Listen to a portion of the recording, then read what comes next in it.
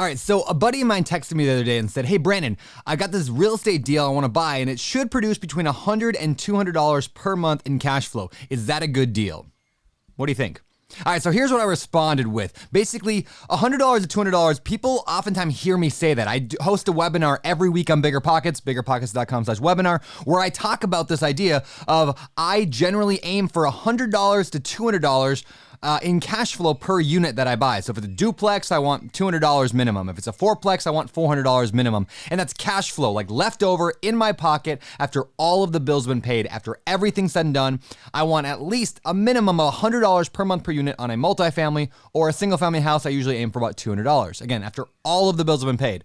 Now I say that, but then there's a caveat there because it really depends on how big the deal is, right? I mean, think about it this way. If you were to spend $1 million, you were to invest $1 million into any kind of investment, and you were making $100 a month, is that a good deal? I mean, it doesn't sound like a very good deal, right? But if you were to invest $5 into an investment and every single month you made $100, that's the best investment in the world, right? And so the idea of a cash flow per unit or cash flow per door is a great metric, is a great metric, but it's only one metric that you can really go by. And so there's another metric that we care a lot about as well, and that is cash on cash return. That's another metric I look at a lot. Cash on cash return says, what percentage of my investment did I make back this year in cash flow? So to do some basic math, if you invested $1,000 into an investment and you made back $100 in the whole year, that is a 10% return. So cash on cash return is how much money you made in profit in cash flow during the year divided by how much money you put into the deal. So going back to my buddy who asked me, is $100 or $200 maybe a good deal for this single family house that he wants to buy? Well, the question I asked him was, well, how much money you put into it? His answer was $74,000. Okay, well, it's some basic math, right? So if you were making, let's go with the higher number, $200 per month, every single month. If you were making $200 a month in cash flow every single month, and then that's $2,400 a year, 2,400 divided by 74,000 is 3.2%. So 3.2% cash on cash return. Now, is that a good deal? Well, for me, no. My minimum that I generally aim for is between 10 and 12%. I want to see like 12% real. Now, why did I pick that number? Well, on average, the stock market has averaged between 6 and 7% over the past 100 years. So I was like, well, I want to get a lot better than that. So 12% became a really good rule of thumb for me. Now, I can't just rely on 12% because, you got to also look at the total amount of cash flow you're getting. I mean, here's why.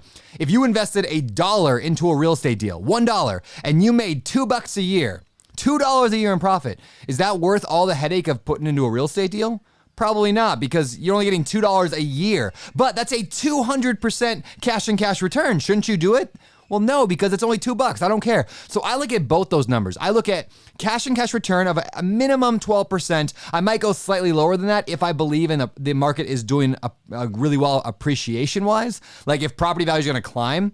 In fact, I actually just bought a property, or I'm closing on it tomorrow, here on the island of Maui in Hawaii.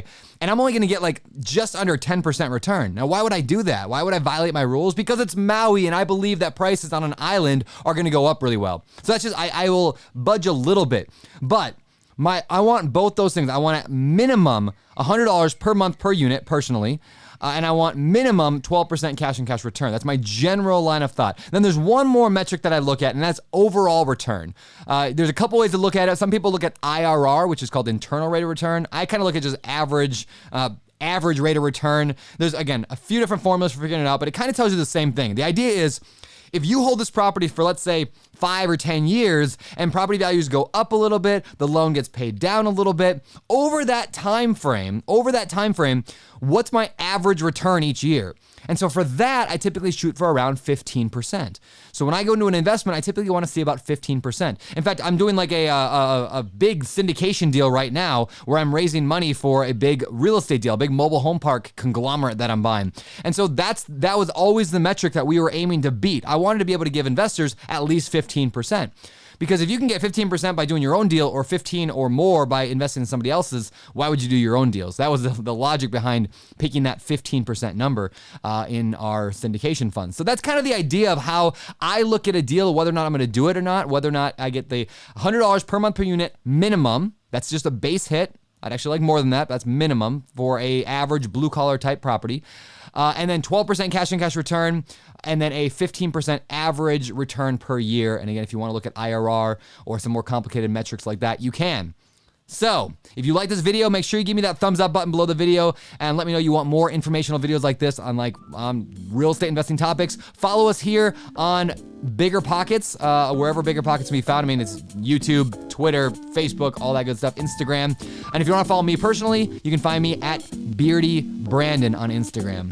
For BiggerPockets.com, my name is Brandon Turner, signing off.